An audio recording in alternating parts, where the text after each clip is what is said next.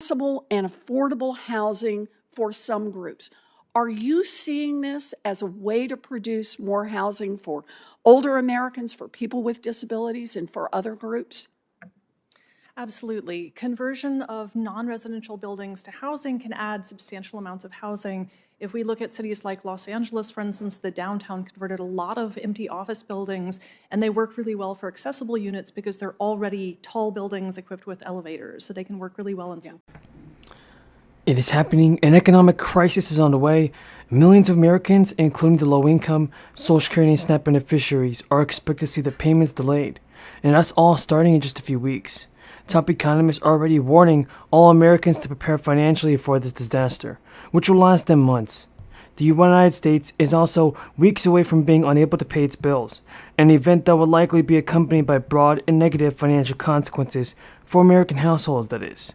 Among the ramifications of a debt ceiling standoff, any payment issued by the federal government, like Social Security, Medicare, tax refunds, military paychecks, and ample others, may be delayed. As an illustration, if the U.S. has just 80 or 90 cents for every dollar it owes, it will be forced to defer to certain payments. There are many unknowns, for example, the length of any delay or if the government will prioritize certain payments. The U.S. has never been in this situation, and the government hasn't issued a public roadmap outlining its response. The U.S. is in this situation due to a political standoff tied to the debt limit. This ceiling is the amount of money the United States is authorized to borrow to pay its bills. The nation runs a budget deficit, meaning it spends more than it makes more. It must therefore borrow money to meet its obligations. Congress periodically raises or temporarily suspends the debt ceiling to avoid the other scenario, which would be a default on the national debt and other federal payments. The country hit a debt ceiling, currently $30 trillion in January. Since then, the U.S. Department of Treasury has been able to shift money around and delay the so-called X date, the day on which the federal government can no longer pay its bills in full. That date may be as soon as June 1st, but a political impasse between Democrats and Republicans means the deal has remained elusive. If the U.S. reaches the X date without a debt ceiling deal, it will be the first time in U.S. history that the federal government has intentionally reneged on the financial promises. This is where the hypotheticals around who gets paid and when starts to come into play. It's likely that the government will pay first investors and financial entities holding U.S. Treasury bonds. These payments to bondholders would be for principal interest. Federal Reserve officials alluded to the likelihood of prioritizing bondholders in a 2011 meeting that followed an earlier debt ceiling episode. Not doing so would trigger a technical default. In other words, the U.S. would default on its debt payments. Experts say that while missing any federal contexts. Yeah. I want to say we're doing some of this in Massachusetts right now. Over the last few years, we've seen creative projects to convert existing non-residential construction to homes for older Americans and for the broader population. In New Bedford, a 114-year-old textile mill is being converted into apartments for lower and middle income adults aged 55 and older. In Salem, in Salem, 2 century-old Catholic schools are being converted to a mixed-income apartment for seniors and lawmakers that support the bill have confirmed that the proposal is going to be different. Instead of federal level relief funds, it'll come from the state's general funds. According to state officials, individuals with a household income of $80,000 or less can apply for a one-time state tax exempted payment of up to $2,000 per household. With rising inflation and gas prices, the fourth round of federal level stimulus has been a big topic of discussion in the last few months. It was just last month when the Biden administration announced that it was considering 2 options as the official stimulus plan in response to rising gas prices. In May, Delaware began sending relief rebate payments of $300 to taxpayers who filed a return in 2020 due to a budget surplus. Most Delaware residents received these payments in May, and couples filing jointly can get $300 each. The state government is continuing to send these payments throughout the summer, and last month, Ron DeSantis of Florida announced that 59,000 low-income families in the state will qualify for a one-time check of $450 per child. The stimulus is being distributed through the Florida Department of Children and Families to residents. Governor Kemp of Georgia signed legislation to give out rebate payments of $250 for single filers, $375 for head of households, and $500 for those filing jointly. Stimulus package came under the budget surplus in the state.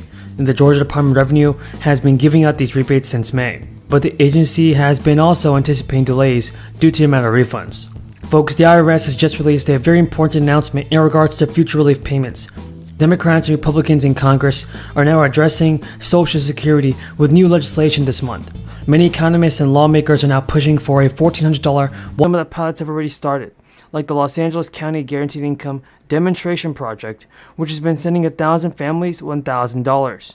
Over in San Diego County, families and individuals impacted by the crisis could be eligible for a $4,000 stimulus check. Starting this May, applications are being accepted for the county's one-time grant program. Recovery Action Fund for Tomorrow, aimed at helping the low-income Americans affected by this crisis. And county officials said more than 2,000 families meet eligibility can potentially receive $4,000 checks. Applicants will be required to provide proof of qualifications. Selections will be made at random. If chosen, those picked will have the money transferred into their bank. And when it comes to the government programs, many lawmakers disagree. Federal student loan borrowers are facing a consequential year ahead. By the end of June, the Supreme Court is expected to issue a final decision on whether the president plans to cancel up to $20,000 and student debt for federal borrowers making up to $125,000 is illegal. Let me close with this. We're a serious moment in our nation history, and it's not I mean it from the bottom of my heart. As I said last week, we remain in the battle for the soul of America. By the way, all right, God love you. Let him go. Let him go. No, no, no, no, no, no, no, no. Breaking news, new information has been released on Social Security. The Biden administration and lawmakers are working together on Social Security reform. In just a few days, checks worth up to $1,700 will be sent out to eligible seniors. And now, supplemental security income beneficiaries will get 2 checks in September for a maximum sum of $1,700.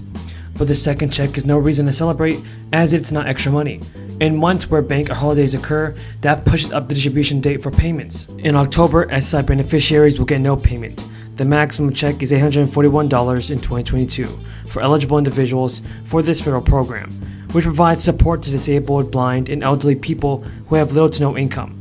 The average monthly benefit is $624. Managing money for the 8 million beneficiaries who rely on SSDI benefits can be difficult. That's because they face strict asset and income rules, many of which have not been updated since the program was created in 1972.